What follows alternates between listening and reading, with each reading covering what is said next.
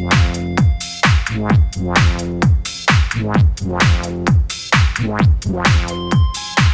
m'appelle Gauthier Paulin, j'ai 24 ans, je pilote Monster Energy Kawasaki en championnat du monde MX1. Ça fait maintenant 7 ans que je suis pro.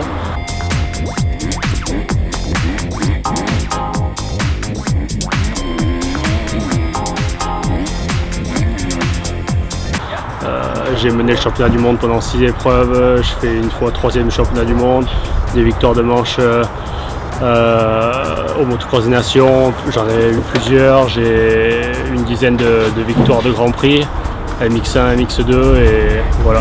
Cette année je suis actuellement 3e au championnat du monde, mais un problème, j'ai gagné le premier Grand Prix au Qatar, qui était il y a 2 semaines maintenant. Et voilà, on a tous la passion du motocross. J'ai fait des tours de roue ici à l'époque où j'ai commencé par la Ligue de Provence, puisque je suis du sud-est aussi, plus proche de je suis dans le Var. Et je venais faire des courses de ligue ici. Là on n'est pas sur la piste de motocross, on est sur une piste de supercross qui est relativement simple, plus pour les amateurs, mais voilà, ça nous fait un peu faire quelque chose de différent, puisque des tours de motocross on a fait déjà un paquet durant la préparation hivernale. Et là ça fait quelque chose de sympa. Arrosé, piste neuve, c'est juste ce qui nous plaît. Ouais, les sensations sont sympas, et comme je me répète un petit peu, il n'est pas réellement technique, donc pour nous il pourrait être plus compliqué. Mais voilà, les sensations sont bonnes, il y a un beau triple, on a de bonnes sensations. Après en tant que pro on aimerait toujours un poil plus corsé, mais il faut penser aux amateurs, ils l'ont fait réellement pour que tout le monde puisse, pour qu'ils soient abordables à tout le monde, à l'égard de tout le monde. Et vraiment il y a plusieurs manières de faire les enchaînements, donc c'est ça qui est cool. On peut faire quand même des choses relativement techniques et d'autres plutôt simples. Donc non, il y a de bonnes sensations avec le soleil, piste arrosée, piste neuve, c'est juste ce qu'il faut. Qu'est-ce que je pourrais leur conseiller aux jeunes qui rêvent d'une carrière pro? De jamais oublier le plaisir, c'est quand même le primordial. Maintenant il faut bosser, c'est une pyramide.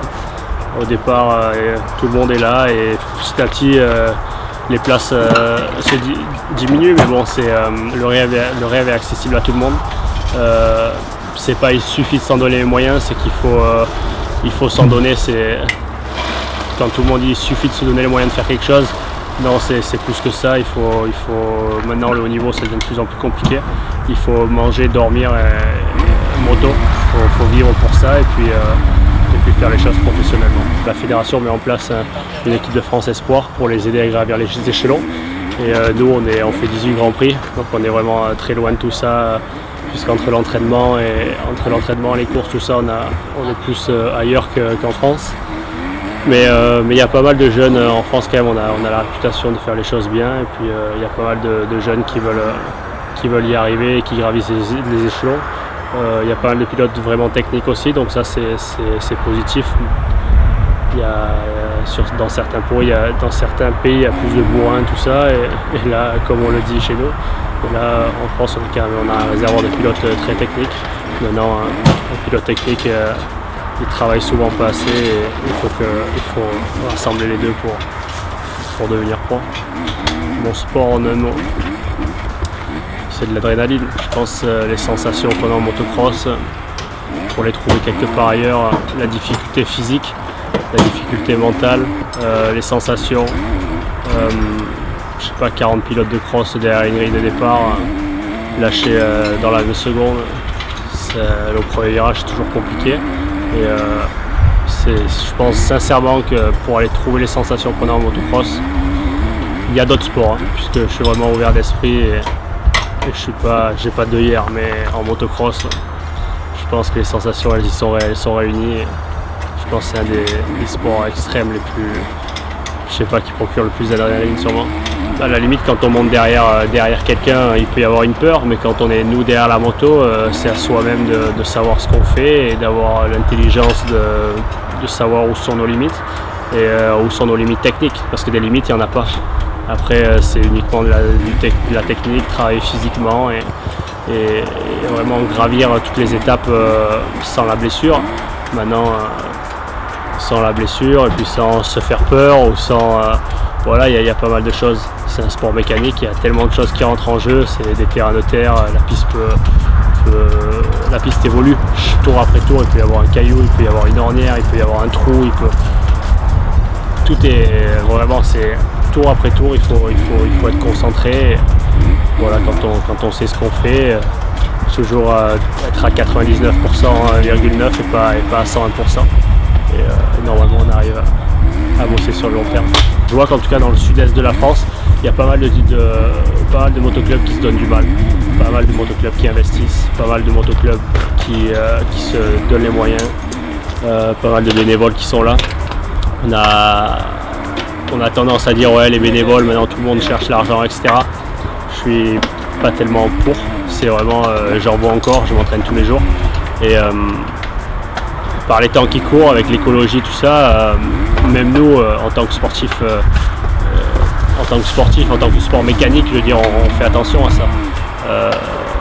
Chaque personne qui va au travail, il va en voiture à 90% du temps. Donc nous voilà, on fait des tours de moto, il y a des nuisances sonores, mais les usines vraiment font attention à ça maintenant. Nous en tant que pilote de cross, à chaque fois que je viens rouler, par exemple que la piste est ouverte à 13h, moi je commence à rouler le matin à 10h pour pas qu'il y ait les amateurs en même temps. Les mecs qui me regardent rouler, ils me disent putain, la moto elle fait pas de bruit. On a vraiment des règles qui sont très strictes et on les établit aussi à l'entraînement pour qu'on puisse perdurer dans le temps avec le motocross. Et voilà, je souhaite que du bien au motoclub de Châteauneuf, mais tout ce qu'on sème on le récolte plus tard, donc je pense qu'ils vont avoir pas mal d'amateurs qui vont venir avoir de bonnes sensations et c'est juste ça, je pense, le fruit de tout ça, quoi. Quand tu as un amateur qui vient, un pro qui vient, qui roule et qui te dit c'est top, je me fais plaisir, je pense que ça donne le sourire à tout le monde. Puis après c'est la passion. Quelqu'un qui déballe une belle moto du camion, quelqu'un qui roule avec le sourire, quelqu'un qui a un beau style sur la piste, une bonne ambiance, un barbecue à midi et c'est parti.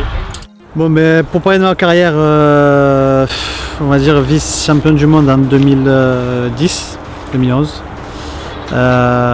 Troisième l'année dernière du championnat du monde. Actuellement 5e, donc il manque un peu d'entraînement, mais ça va le faire. Après, oui, on est là, on a tout ce qu'il faut pour s'entraîner, donc super content. On sera là pour faire la démo aussi au Supercross, donc on espère que le public va aimer ce qu'on fait. Et j'espère qu'il y aura beaucoup de public surtout, et que ça va marcher parce que tout le monde se donne à fond, donc ce serait une bonne récompense. Et sur donc, ce nouveau terrain du FMX, les sensations, alors elles sont comment? Mais c'est super, enfin nous c'est toujours un peu pareil, toujours une rampe et une réception. Mais je veux dire, on a tout ce qu'il faut, c'est compact, quoi. On a tout ce qu'il faut pour s'entraîner, on a le bac à mousse, la réception, on a les rampes qu'il faut, on a tout ce qu'il faut, donc pour nous on ne demande pas mieux. Motocross de Châteauneuf a mis les moyens. Oui, voilà, exactement. Et puis ça devient de mieux en mieux, quoi. Avec le terrain de Supercross, ça fait super propre, ça grossit, donc je pense que ça va être une belle épreuve. Donc qu'est-ce qu'on peut te souhaiter pour cette prestation qu'on va avoir ici, au mois de juillet? Nous, ce qu'il nous faut, c'est du monde. Donc il faut que le public vienne. Et quand le public, on est motivé, et ça sera forcément un grand show, parce qu'on sera 4 ou 5 pilotes. Donc ça va être bien. Ça va être très très bien. Et donc il y a un mot sur le club? Moi, je tiens à les remercier pour tout ce qu'ils font pour nous, ce qu'on a fait jusqu'à maintenant, tout ce qui va se faire. Et voilà, je leur souhaite que ça marche, que tout le monde s'entende bien, tout le monde travaille super bien, des bonnes personnes, surtout ça, une bonne équipe, et que ça continue comme ça. Et le motocross en un mot? Le motocross, ça a été ma passion, ma vie, et ça le restera toujours, quoi. Voilà. Bon, merci, et le meilleur pour le show. Merci. Voilà, donc la présentation en fait de la piste, vous avez pu la voir avec Gauthier Paulin qui a fait une première démonstration. Bien évidemment, le circuit est en pleine construction puisque à ce jour nous sommes en train de placer des poteaux électriques. Quelques mots sur le festival qui est en train de se préparer puisque c'est la 3e édition pour 2014. Cette année, bien évidemment, un nouveau G avec une nouvelle présentation puisqu'on démarrera par le Supercross le 12 juillet. Qui sera donc le samedi soir avec une course nocturne. On est en train d'éclairer 10 000 mètres, une surface de 10 000 mètres avec un circuit très condensé et très intense et une arène tout autour pour que les spectateurs puissent se voir en toute sécurité et dans le plus grand confort. Bien évidemment, grâce à une équipe de bénévoles qui travaille d'arrache-pied pour arriver à cet objectif, on espère que le public sera présent puisqu'on a quand même, le club s'est lancé sur un gros projet et un gros budget cette année pour arriver à cet objectif. Il sera suivi ensuite de la continuité du festival avec du motocross qui sera donc le 14 juillet et à ce moment-là donc on retrouvera le trophée KTM, le trophée Honda, les motos anciennes, démonstration vintage des motos des années 80 avec à peu près 250 pilotes qui seront rassemblés sur la journée seulement du lundi. Du MX1, du MX2, toutes les catégories seront présentes avec voilà, un effet très festif.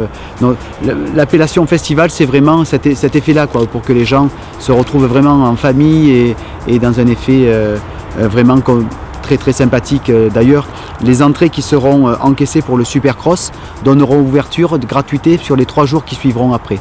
Voilà, on essaie de vraiment tirer au maximum pour que les familles puissent bénéficier de ce concept. Et bien sûr, il y aura des billets vendus en pré-vente avec une tarification beaucoup plus intéressante. Ça démarrera d'ici 3 semaines. Et on espère surtout avoir voilà, que le public sera présent et surtout du beau temps parce que tout le mal que l'on se donne et que l'équipe se donne, bien, tout ça c'est lié bien évidemment au travers du temps. Il y aura un feu d'artifice tiré par un artificier professionnel. Et on aura des pompon girls, du FMX en nocturne, des sauts périlleux il y aura vraiment tout ce qu'il faut pour que ce soit le plus spectaculaire possible dans les plus grandes sécurités possibles.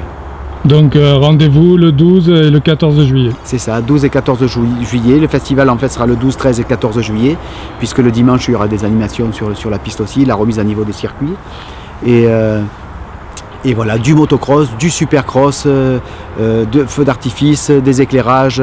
C'est Francis Magnanou qui va animer en tant que speaker. C'est le speaker de Bercy, donc on a essayé de vraiment se donner les moyens le maximum pour d'abord pour remercier notre commune qui nous fait confiance depuis si longtemps et qui nous permet bien d'arriver à cet objectif-là aujourd'hui. Et voilà, on espère avoir du monde et que tout se passe pour le mieux et avec pas de blessés bien évidemment pour le maximum de spectacle.